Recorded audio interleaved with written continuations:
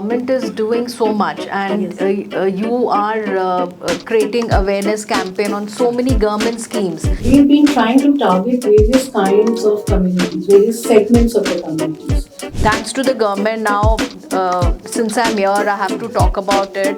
Most of the women who come to me and counseling and we talk are scared of digital fraud.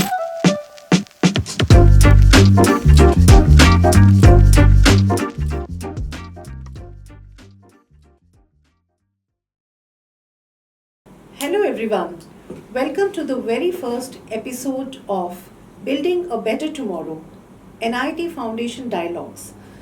I am Charu Kapoor, the Country Director of NIIT Foundation, an organization which is committed to digital inclusion, financial literacy and economic empowerment for underserved communities across the country.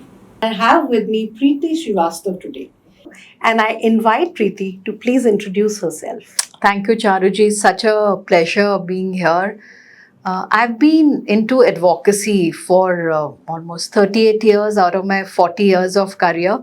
And I've been very, very fortunate to work with the best organization. And I've seen, the evolution of telecom and digital era, which is our topic today, and had the opportunity to work both at the policy level, implementation, and I'm also a mental health thought leader. I run a think tank on mental wellness, and we'll talk about it during our conversation.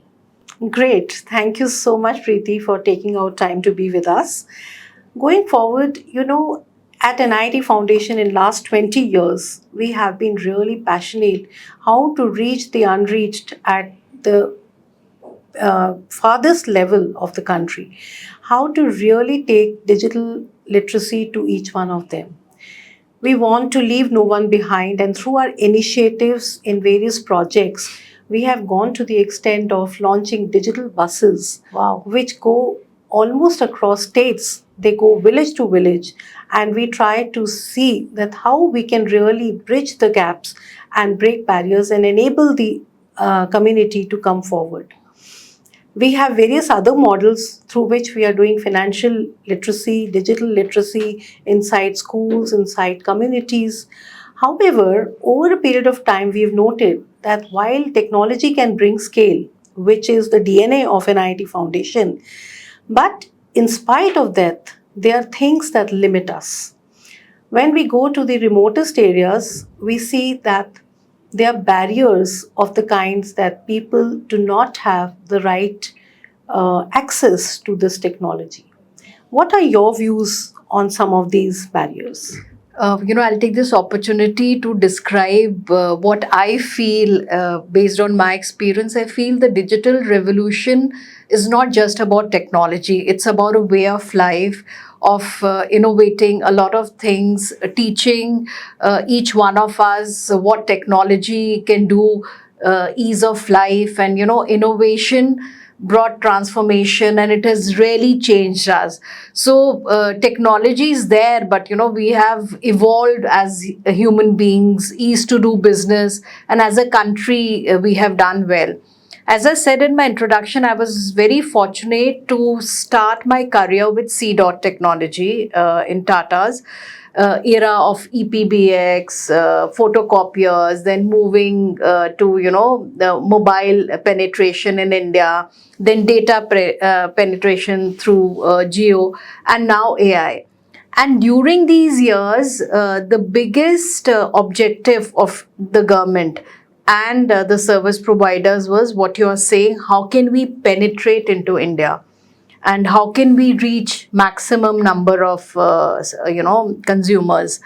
And India being a large country, not only in landscape but in diversity of language, of state having their own rules, and the center having one policy. So one of the one thing which really made it happen was the vision of the government, the digital India. And second is a single window clearance at some level. And it took India a lot of time to reach this state, but that single window clearance or a very clear and a transparent policies in various ways gave rise at least to the bureaucracy hurdles we all had.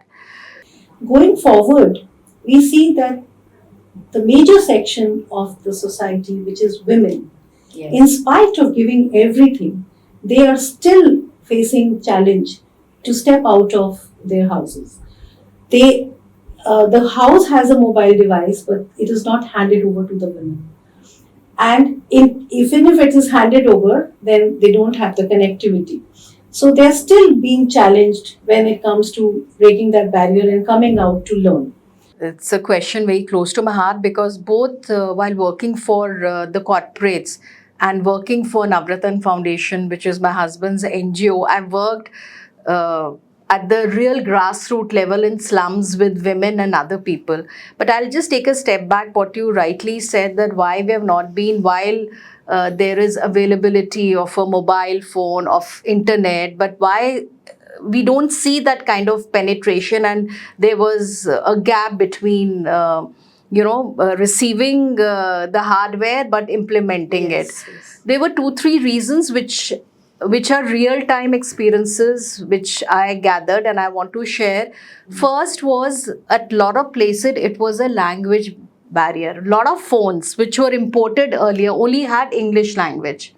Everybody could understand, but they could not read. Then slowly, if you know, we had phones where you can select a language. So that era took time. So language was one barrier. Then it was only the youngsters and very few people who understood technology wanted to explore.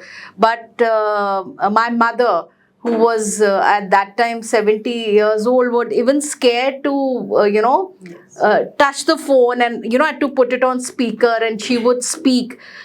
So, just adding on to what you said, I think what we have been doing just to bridge this gap is that we've been trying to target various kinds of communities, various segments of the communities.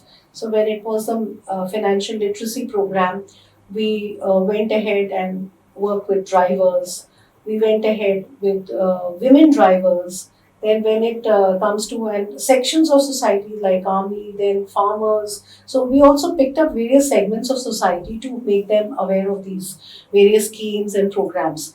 Not only this, one thing, talking ahead of when you were talking about women, what we realized is that it's really important to build the life skills in every individual. True. So we work with the school segment, the education group, and we work with youth. And within youth, the women are also there. So we focus that we have to build the life skills. So Navratan Foundation, we get a lot of interns. Yeah. And the first project I give them is that we have centers where we are teaching life skills, other technical things, and computers. So we say that go and, sit with them, ask them questions, see. And I see so much of resistance. So the first thing from a mental wellness point of view and from a training is that the youth should be exposed to what is the real situation, and the real India lies, in villages and, B and C towns and not metros. Yes. So you deal with so much of education and so much of students. So I think my request to institutions like yours and NGOs is that whoever internships should start with, building up a relationship and understanding what is real India. At NIIT Foundation, we have been making effort through various programs to bridge the digital divide.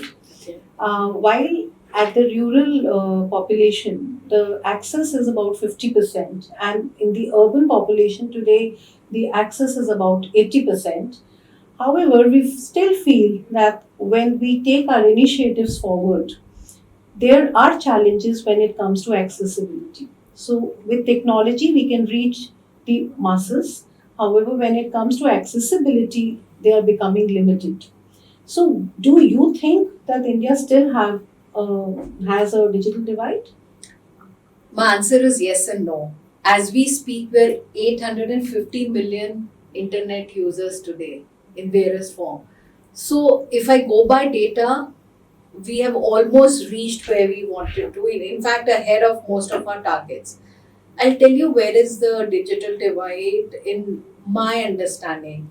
At very remote places, it was not possible to erect towers or take an optical fiber, and use of satellite was very Yes. expensive. Yes. Now government is working on a satellite policy, and I'm Yes. sure then a lot of service providers use VSAT. So there was alternate ways, but cost was a big issue. So what we did, we are also connected to a group of civil organizations who work on Yes. telecom and under CSR on digital technologies. So if you remember, जैसे एक गांव में अगर एक TV आ जाता था, सब बैठ के देखते थे. There was this concept of community radio. So what we tried that if we give them say 4 or 5 computers, Yeah. and जो पंचायत का ऑफिस है वहां आके यूज करे, वहीं पे भी टेलीफोन रखे और एक जगह कॉन्सेंट्रेट हो जाए. That is again the community model on digital. तो अगर वो हो जाएगा, यस, टेक्निकली स्पीकिंग हर इंडिविजुअल के पास नहीं होगा, but that area is covered. Yes. But now with satellite coming and with the way technology is going, I think this problem will get. Another issue was that, at very, very remote places, how do you encourage people to use mobile? There are, for cultural reasons, for a lot of economic and social reasons, they said हमें नहीं use करना. If you remember the controversy, नहीं इसमें से signals में से problem होती है, ये brain को affect करती है. So, it's a large country, a lot of happened. But that divide, if it's there, that's at a very, very, specific areas for reasons of economics and not able to reach. But I think it's a seamless, and if you see international roaming, I mean, why talk of India? Let's also, when we're Yes. talking of digital revolution, I mean, you don't find, if I don't tell you from where I'm calling, you would not know. No. Yes. All our call service centers, the online services which are booming today. I mean, if I'm taking service in Delhi, my call may be routed anywhere, and my call center may be in South somewhere. So penetration has happened. I would not call it a real divide. Right. I agree that we have really moved forward. There is a lot to do. However, I think the initiatives that the infrastructure organizations have taken, the telecom industry has taken, and overall the government policies are supportive. I'm sure that we will be an India which is much, much ahead of everyone I'm very sure. soon. I'm really confident and Yes. looking forward to it.